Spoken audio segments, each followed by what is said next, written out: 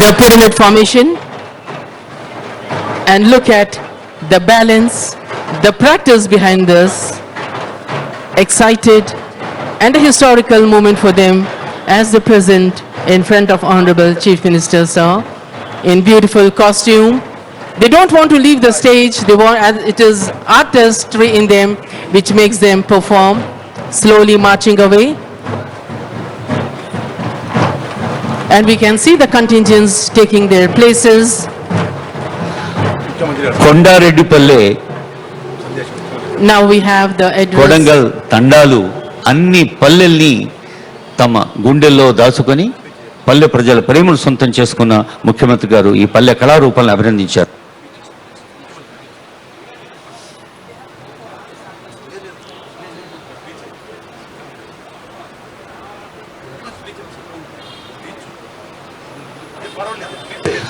గౌరవనీయులైన ముఖ్యమంత్రి గారి సందేశం కోసం వేచి చూస్తున్న కొద్దిసేపట్లో Now we have the address by our Honorable Chief Minister, sir.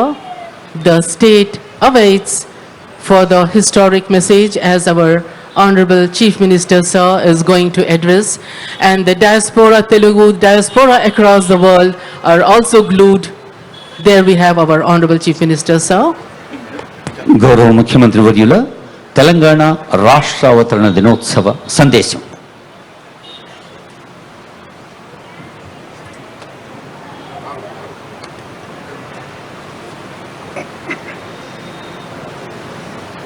జై తెలంగాణ. తెలంగాణ స్వరాష్ట్ర అస్తిత్వం కోసం దశాబ్దాల ఉద్యమంలో ఎందరో అమరులయ్యారు. మరెందరో పోరాట యోధులుగా మన కళ్ళ ముందు నిలిచారు. వారి త్యాగాలకు తెగువకు రాష్ట్ర ఆవిర్భావ దినోత్సవ సందర్భంగా శిరస్సు వంచి నమస్కారం తెలియజేస్తున్నాను. కోటి రతనాల వీణ నా తెలంగాణ రాష్ట్ర ప్రజలకు ఆవిర్భావ దినోత్సవ శుభాకాంక్షలు.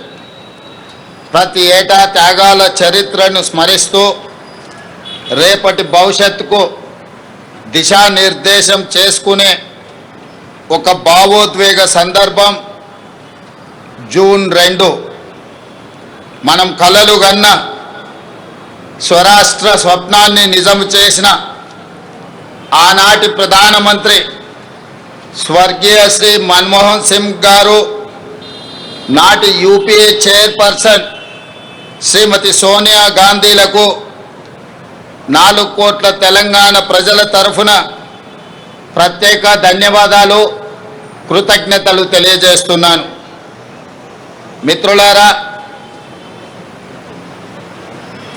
పుట్టుక నీది, చావు నీది, బతుకంత దేశానిది అన్న ప్రజాకవి కాళోజీ మాటలే స్ఫూర్తిగా డిసెంబర్ 7, 2023న బాధ్యతలు స్వీకరించిన క్షణం నుండి ప్రతి క్షణం తెలంగాణ హితమే పరమార్థంగా, రాష్ట్ర అభివృద్ధి ధ్యేయంగా, పేదరిక నిర్మూలననే ప్రాధాన్యంగా ప్రజాప్రభుత్వం పనిచేస్తున్నది.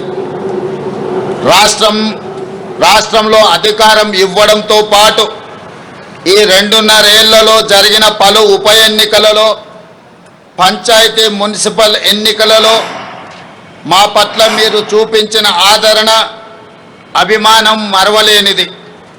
ఎవరెన్ని విమర్శలు చేసినా, ఎన్ని కుట్రలు చేసినా ప్రజలు మాకు అండగా నిలబడడం ఎనలేని శక్తిని ఇచ్చింది. ప్రజా సంక్షేమం పట్ల, రాష్ట్ర అభివృద్ధి పట్ల మా బాధ్యతను మరింత పెంచింది.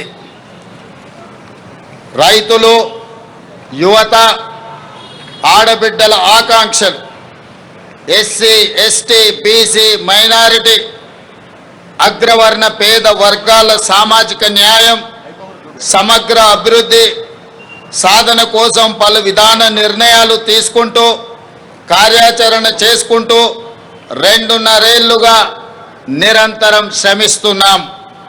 అభివృద్ధితో పాటు సంక్షేమానికి సమపాలలో ప్రాధాన్యత ఇస్తూ పాలన సాగిస్తున్నాం. ఈరోజు నేను గర్వంగా చెప్పగలను, దేశంలో ఏ రాష్ట్రం అమలు చేయని సంక్షేమ పథకాలను మన తెలంగాణ రాష్ట్రంలో అమలు చేస్తున్నాం. అభివృద్ధి సంక్షేమం ఒక ఎత్తు, ఆత్మగౌరవం, స్వేచ్ఛ, సామాజిక న్యాయం మరో ఎత్తు. తెలంగాణ ఆవిర్భావ ఒక ప్రత్యేక ఘట్టం. దశాబ్దాలు ఉద్యమం చేసి రాష్ట్రాన్ని సాధించుకున్నది కేవలం సంక్షేమం అభివృద్ధి కోసమే కాదు, ఆత్మగౌరవం, స్వేచ్ఛ, సామాజిక న్యాయం కోసం ఈ గడ్డపై ప్రతి బిడ్డ పోరాటం చేశారు. పెత్తందారీతనానికి వ్యతిరేకంగానే ఈ రాష్ట్రంలో పోరాటాలు జరిగాయి. నాటి రాచరికం నుండి నిన్నటి నియంతృత్వం వరకు తెలంగాణ తిరుగుబాటు చరిత్ర మొత్తం చెబుతున్న సత్యం ఇదే. ఈ చరిత్రకు మనం సజీవ సాక్షులం. రాచరిక ఆలోచనలు, నియంతృత్వ పోకడలను ఓడించి కొత్త చరిత్రను రాసుకోవడం కోసం మీరు ప్రజాప్రభుత్వాన్ని గెలిపించుకున్నారు. ఈరోజు ప్రజల మనోభావాలకు మేము ప్రతినిధులం, సమాజ ఆకాంక్షలకు మేము వారధులం.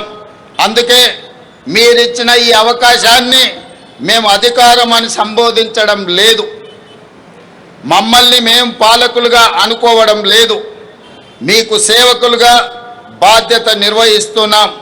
ప్రభుత్వం అంటే నలుగురు చేతుల్లో ఉండే పెత్తనం కాదు, 4 కోట్ల ప్రజల ఉమ్మడి ప్రతినిధి అని మేము భావిస్తున్నాం, బాధ్యతగా పనిచేస్తున్నాం. అందుకే ఇది కేవలం పరిపాలన చేసే ప్రభుత్వం కాదు, ప్రజాస్వామ్య ఆకాంక్షలను నెరవేర్చే ప్రజాప్రభుత్వం అని గర్వంగా చెప్తున్నాం. మిత్రులారా, డిసెంబర్ 7, 2023న ప్రారంభమైన మన ప్రభుత్వం ప్రజలకు స్వేచ్ఛ, సామాజిక న్యాయం, సమాన అవకాశాలు కల్పించడానికి ప్రాధాన్యతను ఇస్తూ వచ్చింది. రకరకాల అడ్డంకులు అధిగమిస్తూ 30 నెలల్లోనే ప్రజల ఆశలు, ఆశయాలను నెరవేర్చడంలో విజయవంతంగా ముందుకు సాగుతున్నాం. సాగు భూమి, వ్యవసాయం, రైతు ఈ 3 తెలంగాణ ఊపిరి. వ్యవసాయం, వ్యవసాయ ఆధారిత పరిశ్రమలు, అనుబంధ రంగాల విషయంలో తెలంగాణ నెంబర్ 1గా ఉండాలన్న లక్ష్యంతో రైతుల జీవితాల్లో గణనీయ మార్పు తేవాలన్న సంకల్పంతో తెలంగాణ రైజింగ్ 2047 విధాన పత్రంలో ప్రాధాన్యత అంశంగా తీసుకున్నాం. ఈ విజన్ డాక్యుమెంట్ కేవలం కాగితాలపై ఉండే అక్షరాలు కాదు, ఆదిలాబాద్ నుండి అలంపూర్ వరకు, ఖమ్మం నుండి కొడంగల్ వరకు హరిత తెలంగాణను ఆవిష్కరించే ఆలోచన. ఈ లక్ష్య సాధనలో తెలంగాణలోని ప్రతి రైతు కూలీలే సారథులు. దీనికోసం ఈ విజన్ డాక్యుమెంట్లో రూరల్ అగ్రికల్చర్ రీజియన్ ఎకానమీ రేర్గా అభివర్ణించి అభివృద్ధి చేసేందుకు రూపొందించిన పత్రం ఇది. రైతులు కేవలం పంటలు పండించడమే కాదు, వ్యవసాయ ఆధారిత పారిశ్రామికవేత్తలుగా తీర్చిదిద్దే దిశగా ఈ ప్రణాళిక ఉంటుంది. అగ్రికల్చరల్ ఎకోసిస్టమ్ అభివృద్ధి చేసి రైతులను శ్రీమంతులుగా చెయ్యాలన్నదే మా ప్రభుత్వం యొక్క సంకల్పం. 2025-26 అంచనాల ప్రకారం మన ఆహార ధాన్యాల ఉత్పత్తి రికార్డు స్థాయిలో ఉంది. 2,36,00,000 మెట్రిక్ టన్నులుగా నమోదైంది. ప్రజాప్రభుత్వం అందిస్తున్న ప్రోత్సాహకంలో వరి, మొక్కజొన్న, పత్తి పంటల విస్తీర్ణం గణనీయంగా పెరిగింది. పశు సంపద, మత్స్య రంగాలు గణనీయమైన అభివృద్ధిని సాధించాయి. రైతులు విభిన్న పంటల ఉత్పత్తితో తెలంగాణను సకల పంటల క్షేత్రంగా తీర్చిదిద్దాల్సిన అవసరం ఉన్నది.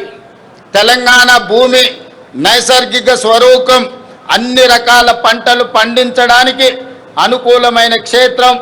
ఈ వేదిక మీద నుండి తెలంగాణ రైతాంగానికి నేను విజ్ఞప్తి చేస్తున్నా, కొన్ని పంటలకే పరిమితం కాకుండా అన్ని రకాల పంటలను, కూరగాయలను, పండ్లను పండించడం ద్వారా తెలంగాణ రాష్ట్ర కీర్తి ప్రతిష్టల్ని ప్రపంచానికి చాటి చెప్పే అవకాశం ఉంది. ఆ దిశగా రైతులను ఆలోచన చేయవలసిందిగా నేను మనవి చేస్తున్నాను. ఈ రైతుల కార్యసాధకులు కావాలంటే అప్పు లేని పరిస్థితి ఉండాలి. అందుకే రైతుల నెత్తిపై ఉన్న అప్పుల భారాన్ని తగ్గించే ఉద్దేశంతో ఒకేసారి 2 లక్షల వరకు పంట రుణాల మాఫీ చేశాం.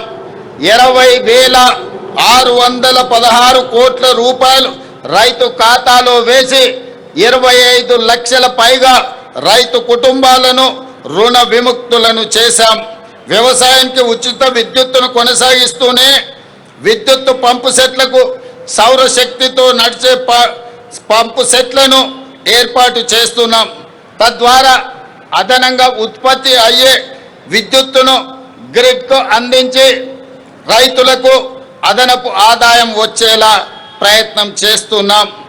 ఈ 2.5 ఏళ్లలో వ్యవసాయానికి, రైతు సంక్షేమానికి 1,56,496 కోట్ల రూపాయలు ఖర్చు చేశాం. రైతు భరోసా పెట్టుబడి సాయం కింద ఇప్పటికే 27,529 కోట్ల రూపాయలు నేరుగా రైతుల ఖాతాలలో వేశాం. మిత్రులారా, రైతులు దళారుల బారిన పడి మోసపోకూడదని రైతులు పండించిన పంటలు ప్రభుత్వమే కనీస మద్దతు ధర చెల్లించి కొనుగోలు చేస్తుంది.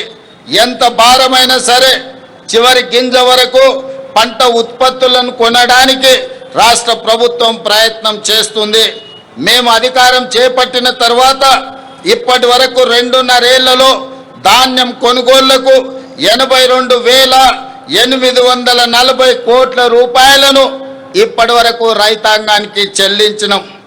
ఈ యాసంగి సీజన్లో రాష్ట్రమంతటా 8,575 కొనుగోలు కేంద్రాల ద్వారా చురుగ్గా ధాన్య సేకరణ జరుగుతుంది. ఇప్పటి వరకు 63,65,000 మెట్రిక్ టన్నుల ధాన్యాన్ని కొనుగోలు చేయడం జరిగింది. సుమారుగా 11,903 కోట్ల రూపాయలను రైతుల ఖాతాలో జమ చేశాం. అకాల వర్షాల వల్ల ధాన్యం తడిసిపోయినా ప్రతి రైతుకు నష్టం జరగకుండా దాదాపు 10,000 మెట్రిక్ టన్నుల తడిసిన ధాన్యాన్ని ప్రభుత్వం కొనుగోలు చేసింది. ధాన్యం కొనుగోలులో దేశంలో ఏ రాష్ట్రం కూడా మనతో పోటీ పడే పరిస్థితి లేదు. దేశంలో యాసంగి సీజన్లో సేకరించిన మొత్తం ధాన్యంలో తెలంగాణ వాటా 60% నమోదైందని తెలియజెప్పడానికి నేను గర్వపడుతున్నాను. గతంలో ఎన్నడూ లేని విధంగా రాష్ట్రంలో మొక్కజొన్న పంటలు సాగు భారీగా పెరిగింది. ఈ యాసంగిలో సుమారు 16 లక్షల ఎకరాల్లో మొక్కజొన్న, 4 లక్షల ఎకరాల్లో జొన్న సాగు చేసి తెలంగాణ రైతులు కొత్త చరిత్రను సృష్టించారు. మొక్కజొన్న కొనుగోళ్లకు సుమారు 4,275 కోట్లు, జొన్న కొనుగోళ్లకు ఇప్పటి వరకు 1,154 కోట్లు రాష్ట్ర ప్రభుత్వము ఈ భారాన్ని మోసింది. అదేవిధంగా మిత్రులారా, సాగునీటి రంగానికి ప్రాధాన్యతను ఇస్తూ తెలంగాణ నీటి కోసం దశాబ్దాలు గోసపడింది. 10 ఏళ్ల గత పాలనలో సైతం పరిస్థితులు మారలేదు. కృష్ణా, గోదావరి జలాల్లో మన వాటాలు తేల్చి ప్రాజెక్టులు పూర్తి చేసే విషయంలో మన ప్రభుత్వం చిత్తశుద్ధితో ఉంది. ఈ విషయంలో ఏ వేదికపైన రాజీ పడకుండా లౌక్యంతో, రాజకీయ విజ్ఞతతో పని చేస్తున్నాం. 2004లో కాంగ్రెస్ ప్రభుత్వం జలయజ్ఞం కింద చేపట్టిన ప్రాజెక్టులు 2014-15లో ప్రారంభమైన ప్రాజెక్టులు కొన్ని ఇప్పటికీ అసంపూర్తిగా ఉన్నాయి. పెండింగ్లో ఉన్న ప్రాజెక్టులపై అవసరమైన భూసేకరణ చేపట్టి వీటిని పూర్తి చేయాలని ప్రభుత్వం పట్టుదలతో పనిచేస్తుంది. ఇవి పూర్తయితే ఆశించిన మేరకు కొత్త ఆయకట్టుకు నీరు అందుతుంది. తెలంగాణకు వరప్రదాయిని ప్రాణహిత చేవెళ్ల ప్రాజెక్ట్ తిరిగి ప్రాణం పోసే ప్రయత్నం మన ప్రభుత్వం చేస్తున్నది. మహారాష్ట్ర ముఖ్యమంత్రి గారికి గత సంవత్సరం నుంచి చర్చలు చేస్తున్నాం, లేఖలు రాస్తున్నాం. వారితో చర్చించి తుమ్మిడిహెట్టి బ్యారేజీ దగ్గర తుమ్మిడిహెట్టి దగ్గర బ్యారేజీ నిర్మించే కార్యాచరణ చేపడుతున్నాం. గత ప్రభుత్వం 1,00,000 కోట్లతో నిర్మించిన కాళేశ్వరం ప్రాజెక్టు 3 ఏళ్లకే కుంగిపోయింది. దీనికి మరమ్మతులు చేయించే భారం ప్రభుత్వంపై పడింది. ప్రజా శ్రేయస్సు ప్రయోజనాల దృష్ట్యా మేడిగడ్డ, అన్నారం, సుందిళ్ళ బ్యారేజీలను పునరుద్ధరించే పనులను మొదలు పెట్టాము. అదేవిధంగా మిత్రులారా, తెలంగాణ శక్తి స్త్రీ శక్తి. 1,00,000 మంది మహిళలను కోటీశ్వరులను చెయ్యాలన్న సంకల్పంతో ప్రజా ప్రభుత్వం వినూత్న కార్యక్రమాలు చేపట్టింది. ఈరోజు ఆర్థిక సాధికారితలో తెలంగాణ మహిళ దేశానికి ఆదర్శంగా నిలుస్తుంది. పొదుపు నుంచి పారిశ్రామికత వరకు తమ శక్తిని చాటి చెబుతుంది. ప్రజా ప్రభుత్వం అందిస్తున్న ప్రోత్సాహంతో పురుషులతో సమానంగా మహిళలు అన్ని రంగాలలో రాణిస్తున్నారు. మన మహిళా సంఘాలు ఇప్పుడు ఆర్థిక శక్తి కేంద్రాలు. ఆడబిడ్డలను పారిశ్రామికవేత్తలుగా తీర్చిదిద్దే క్షేత్రాలు. బ్యాంకు లింకేజ్ స్త్రీనిధి ద్వారా ఈ సంఘాలకు 1,00,000 కోట్ల రుణాలు ఇవ్వాలని లక్ష్యంగా ప్రభుత్వం పెట్టుకుంది. ఇప్పటికే 60,000 కోట్ల రూపాయలు సున్నా వడ్డీ రుణాలను పంపిణీ చేశాం. 5 లక్షల రుణ పరిమితిని 10 లక్షలకు పెంచాం. ఇందిరమ్మ క్యాంటీన్లు, సౌర విద్యుత్తు, పెట్రోల్ బంకులను మహిళలను నేడు యజమానులుగా రాష్ట్ర ప్రభుత్వం అవకాశం ఇచ్చింది. 1000 బస్సులకు వాళ్ళు ఓనర్. ఇందిరా మహిళా శక్తి సూపర్ బజార్లు, లాజిస్టిక్ హబ్బులు, గోదాములు, రైసు మిల్లులు ఏర్పాటుకు వాళ్ళు సిద్ధంగా ఉన్నారు.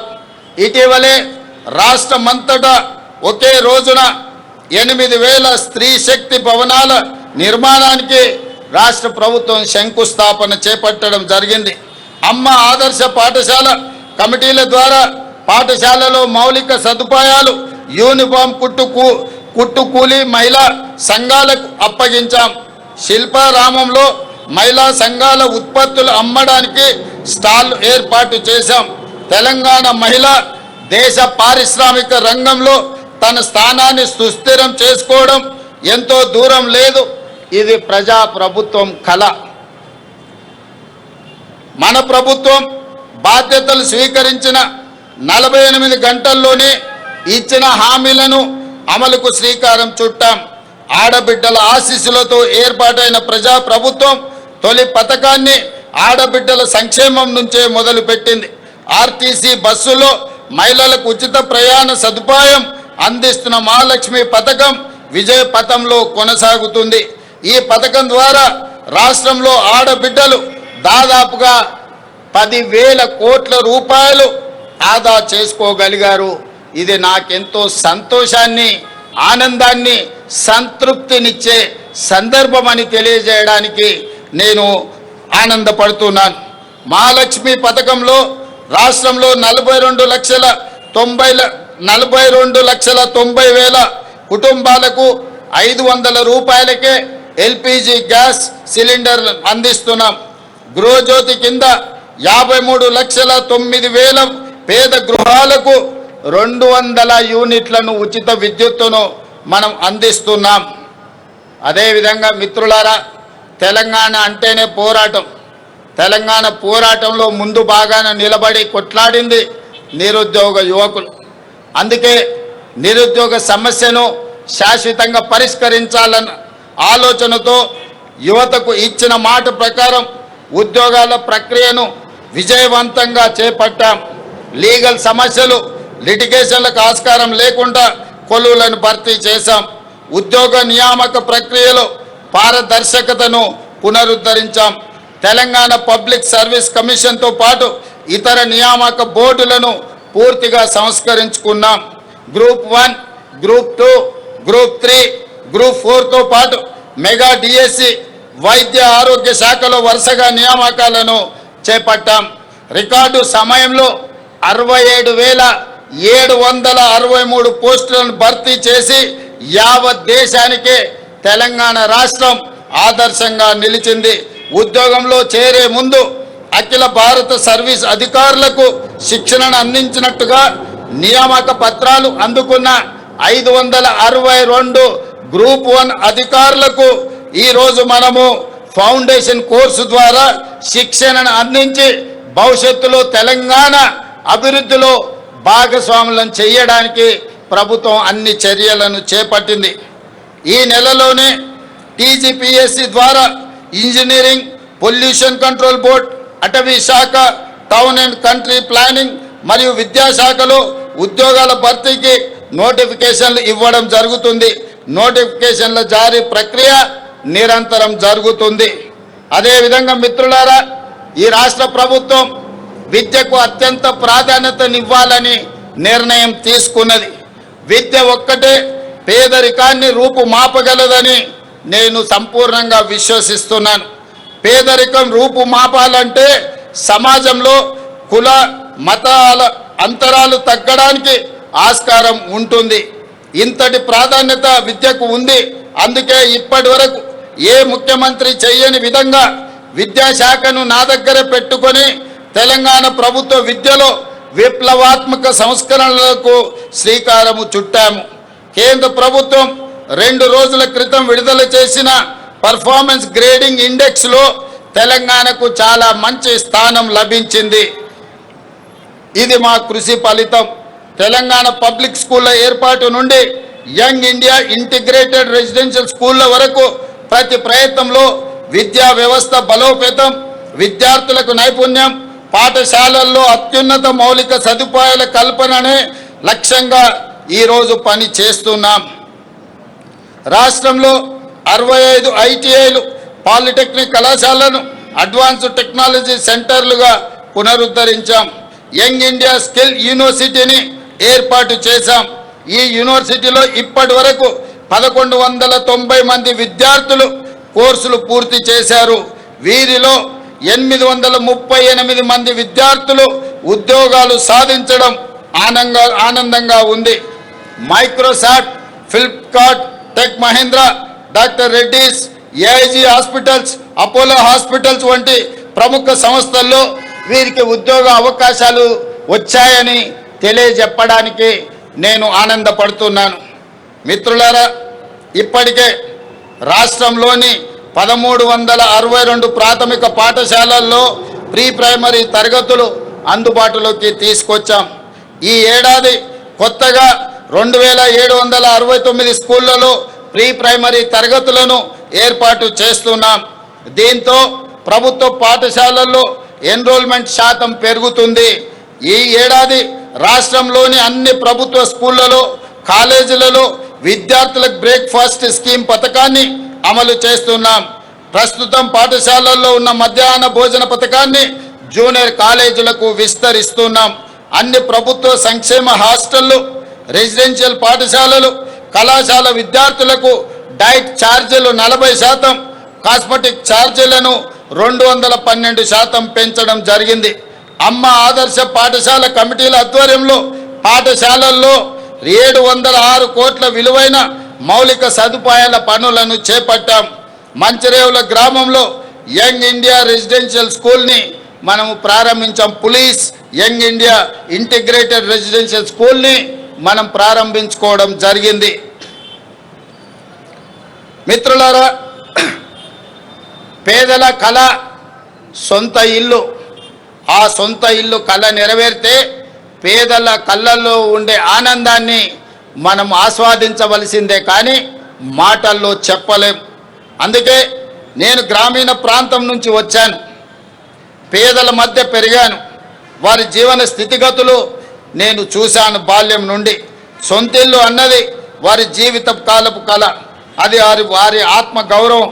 కిరాయి ఇళ్లలో ఉండి ఇంట్లో ఎవరైనా చనిపోతే ఇంటి యజమాని ఒప్పుకోకపోవడంతో భౌతిక కాయాన్ని ఆఖరి చూపు కోసము ఇంటికి కూడా తీసుకురాలేని వాళ్ళ పరిస్థితి, బాధ వర్ణాతీతం. ఆ దుస్థితి నుంచి వాళ్ళని బయటకు తేవాలన్న సంకల్పంతో ఇందిరమ్మ ఇళ్లకు శ్రీకారం చుట్టాం. ఇది నా ఇల్లు అని పేదవాడు ధైర్యంగా ఆత్మగౌరవంగా బతికే పరిస్థితి రాష్ట్రంలో తీసుకువస్తున్నాం. అందుకే మొదటి విడత 22,500 కోట్ల రూపాయలు కేటాయించి 4,50,000 ఇందిరమ్మ ఇళ్లను మంజూరు చేశాం. గత ఫిబ్రవరిలో ఈ పథకాన్ని ప్రారంభించుకున్నాం. కేవలం 13 నెలల కాలంలోనే రాష్ట్రంలో 1,20,000 ఇండ్లను పూర్తి చేసుకొని నిన్ననే ఆదిలాబాద్ జిల్లా నుంచి రాష్ట్రం నలుమూలల ప్రారంభోత్సవం చేసుకున్నాం. మరొక 1,00,000 ఇండ్లు సెప్టెంబర్ నెల లోపల పూర్తి చేసుకొని సెప్టెంబర్ వరకు 2,20,000 ఇండ్లను పేదలకు అంకితం చేయడం ద్వారా పేదలను ఇంటి యజమానులుగా చేసి ఆత్మ గౌరవంతో బ్రతికే విధంగా ఈనాడు రాష్ట్ర ప్రభుత్వం ప్రయత్నం చేస్తుంది. అదేవిధంగా కొత్తగా ఇంకొక 2.5 లక్షల ఇండ్లను ఇల్లు రాని పేదలకు కేటాయించాలని ప్రభుత్వం నిర్ణయం తీసుకున్నదని తెలియజేయడానికి నేను సంతోషపడుతున్నాను. అదేవిధంగా మిత్రులారా, ఈ ఆర్థిక సంవత్సరానికి క్యూర్ పరిధిలో 1,00,000 ఇండ్లు, రాష్ట్రంలో ఇతర ప్రాంతాల్లో 2.5 లక్షల ఇండ్లు, మొత్తం 3.5 లక్షల ఇండ్లు మంజూరు చేశాం. ఆనాడు కాంగ్రెస్ ప్రభుత్వం స్వర్గీయ వైఎస్ రాజశేఖర రెడ్డి గారు ముఖ్యమంత్రిగా ఉన్నప్పుడు ఉమ్మడి రాష్ట్రంలో అమలు చేసిన ఇందిరమ్మ ఇండ్ల పథకంలో మంజూరై ఇప్పటికే అసంపూర్తిగా ఉన్న ఇండ్లను కూడా 2వ విడతలో పూర్తి చేయాలని నిర్ణయించాం. రాష్ట్ర అవతరణ దినోత్సవం కానుకగా నిన్న ఆసిఫాబాద్ జిల్లా కెరమేరి మండలం కొటారి గ్రామంలో మలి విడత ఇందిరమ్మ ఇళ్ల పథకానికి పునాది రాయి వేయడం జరిగింది. అదేవిధంగా మిత్రులారా, పేదవాడికి సొంత ఇల్లు ఆత్మగౌరవం అయితే రేషన్ కార్డు, ఆహార భద్రత, ఏళ్ళకేళ్ళకి ఎదురు చూస్తున్న కుటుంబాల ఆకాంక్షలను మా ప్రభుత్వం నెరవేర్చింది. రాష్ట్ర వ్యాప్తంగా 15,12,000 కొత్త రేషన్ కార్డులను జారీ చేశాం. ప్రస్తుతం రేషన్ కార్డులో 19,44,000 కొత్త సభ్యులను చేర్చడం జరిగింది. తద్వారా రాష్ట్రంలో 3,38,000 మంది ఈరోజు సన్న బియ్యం భోజనం చేయగలిగే పరిస్థితులు కల్పించాం. అదేవిధంగా మిత్రులారా, ఈ ఆధునిక యుగంలో కొన్ని సామాజిక రుగ్మతలు సమాజాన్ని వేధిస్తుండడం నాకు ఆవేదన కలిగిస్తుంది. ముఖ్యంగా వృద్ధుల సంరక్షణ విషయంలో కొన్ని సంఘటనలు ప్రభుత్వాన్ని కదిలించాయి. పిల్లలు కన్న తల్లిదండ్రుల సంరక్షణ బాధ్యతలు స్వీకరించకుండా వారిని వృద్ధాశ్రయంలో చేర్పించడం, చేతులు దులుపుకుంటున్న తీరు తీవ్రమైన ఆవేదనను కలిగిస్తుంది. ఈ విషయంలో ఏదో ఒకటి చేయాలన్న సంఘర్షణ నుంచి వచ్చిన ఆలోచన ఒక పటిష్టమైన వృద్ధుల సామాజిక భద్రతకు భరోసా ఇచ్చే చట్టాన్ని రాష్ట్ర ప్రభుత్వం రూపొందించింది. తల్లిదండ్రుల పోషణ, జవాబుదారీతనం, పర్యవేక్షణ చట్టం తెచ్చి ప్రభుత్వ ఉద్యోగులతో పాటు ప్రజాప్రతినిధులను ఇందులో చేర్చాం.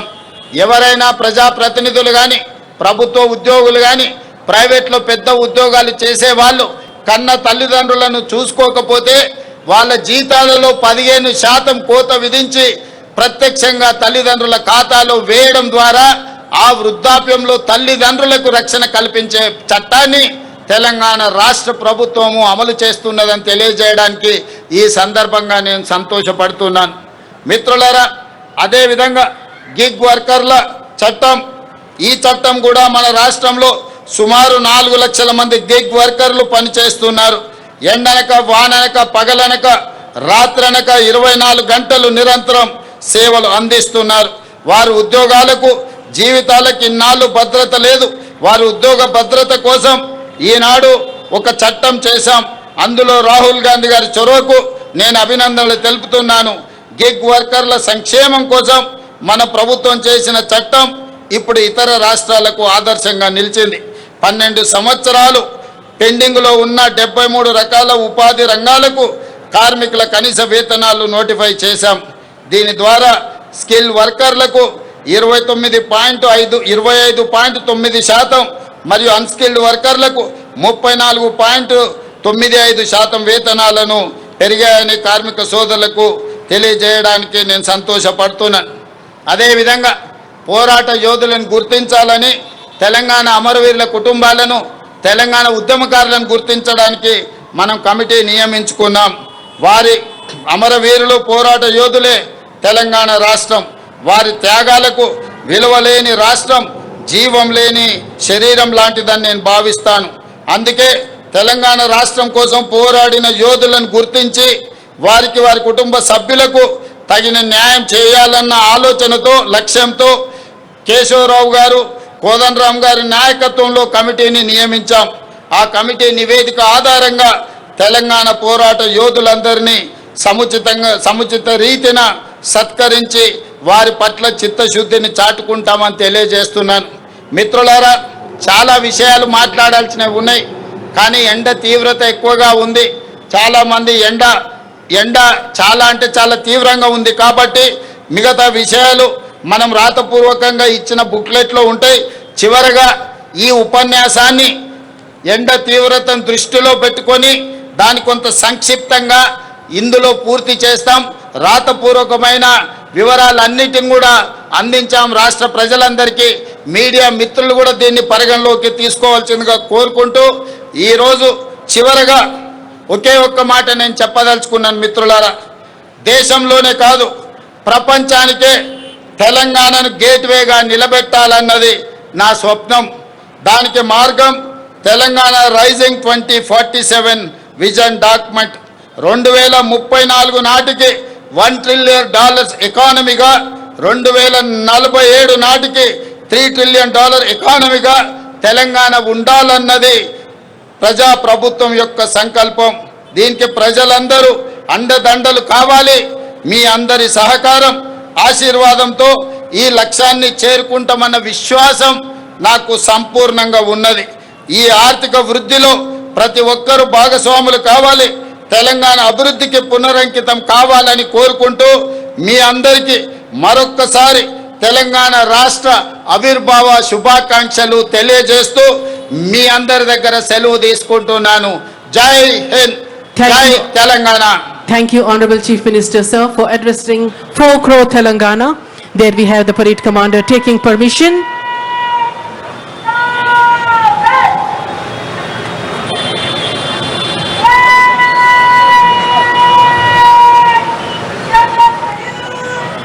వేణు కొంచెం ఇది.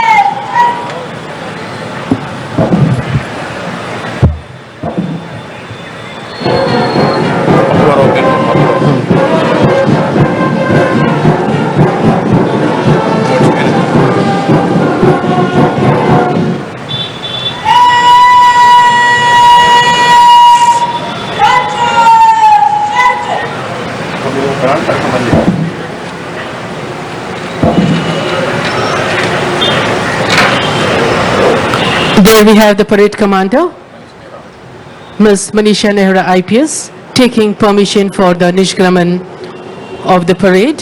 And due to the scorching heat, Honorable Chief Minister, sir, also presented his address in a very brief.